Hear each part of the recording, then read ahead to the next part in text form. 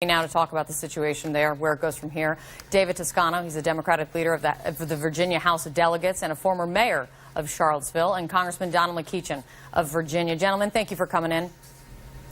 Thank you. Thank you for having us. Of course. Delegate Toscano, as I mentioned, you're the former mayor of Charlottesville. The police chief there has been facing quite a bit of criticism for the police response to the protests and what happened. The police chief defends the response, but he did say that he has some regrets. Do the police deserve to be criticized here?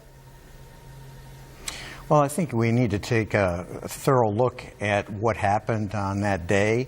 There was a lot of planning and preparation for the event, but a lot of things didn't go according to plan. The demonstrators didn't show up in quite the same way, and there was a lot of chaos on the street. So we've got to do a thorough review of what happened to see how we can improve on this, because I think these folks are coming back and we need to be prepared. You don't think this is over. Congressman, the hate groups that descended on Charlottesville, they initially, of course, came there to rally to keep up a Confederate statue there. There are similar rallies that are plans for rallies for a Confederate statue, to rally for a Confederate statue in your district next month. Are you worried about what could be happening in Richmond? Well, actually, the person who applied for the application has withdrawn it.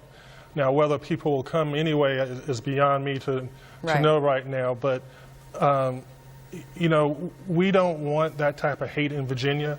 And I think we can be concerned about the police reaction, and the governor's going to have a report about what happened. He's ordered an investigation, but that really takes the emphasis off of these white nationalists. That takes the emphasis off of the president's delayed response. That takes the emphasis off of how his campaign, that is the Trump campaign, really gave birth to a lot of what we see today. So let's keep our eye on the ball.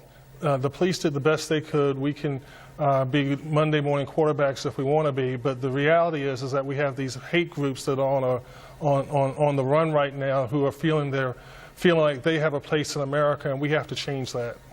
Well, Congressman, that kind of reminds me, of course, that after tragedies that have national significance, like what we've seen play out and happen in Charlottesville, there are often calls and a desire for the leader of the country, the president, to come to that place, to offer support, to be a unifying figure. Congressman, do you think that President Trump should go to Charlottesville? Do you think that would help?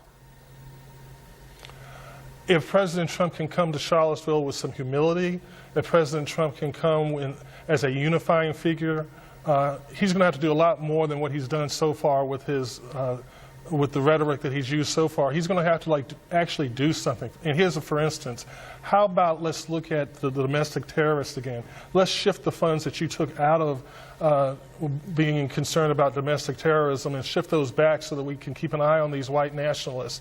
If he wants to come to Charlottesville and make that type of announcement, I think that would be welcomed. But if he wants to come to Charlottesville and continue just to wink and nod at the white nationalists, we don't need that.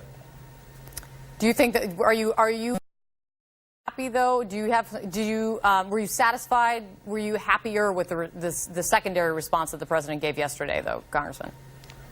Not in the least, because it wasn't sincere, and it needs to be backed up by actions.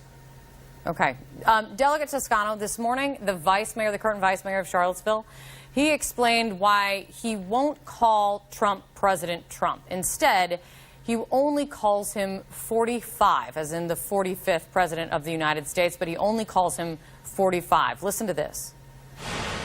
I believe that when he begins to act as if he deserves to be in that office and leads in terms of unifying people, then he will deserve the name of President Trump. But at this point, I believe that he has not done the things in regards to bringing this country together. Delegate, what do you think of this? You're a former mayor of Charlottesville. Is this helpful to progress? Well, I think it's very clear that Donald Trump has not done the things he needs to do to bring this country together. And his response Saturday was really a colossal failure of leadership. Can we blame these events on Donald Trump? No. But can we say that he set in motion a number of the things that led to white nationalists coming to Charlottesville? I think the answer to that is definitely. In his speeches, at his political rallies, in his criticism and threats to lock up political opponents or even beat them up. he's created this atmosphere that is not conducive to the democratic process and how we try to seek redress of grievances in this country. We strongly support peaceable protests, but you can't have people coming into towns in order to try to intimidate people and create violence and mayhem. And that's what these white supremacists attempted to do in Charlottesville on Saturday, and in fact, that's what they did. Gentlemen, I want to ask you, just getting some breaking news in right now, and let me just ask you about this.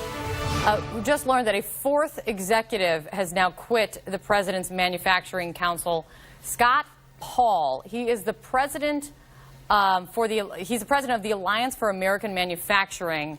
I'm looking at the website right now. It's a nonprofit, a nonpartisan partnership formed in 2007, according to its website, for some of America's leading manufacturers and the United Steelworkers. So this is another person.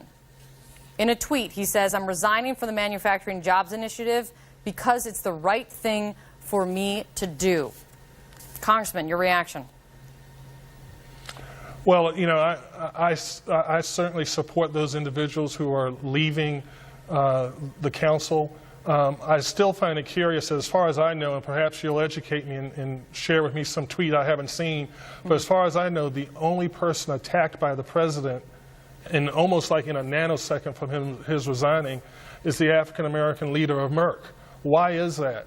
Why hasn't he had the courage to attack the others?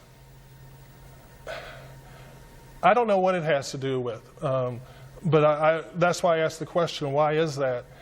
When he can attack the Merck CEO, in, like I said, in a nanosecond, and at the same time take days to respond to the white nationalists, and then it's just with a wink and a nod, as we've seen with his subsequent tweets today. So we've got a problem. The President of the United States is not acting like the President of all the United States. He's acting more like the President of alt-right. Of alt-right. Gentlemen, thank you for coming on. Got a lot more questions.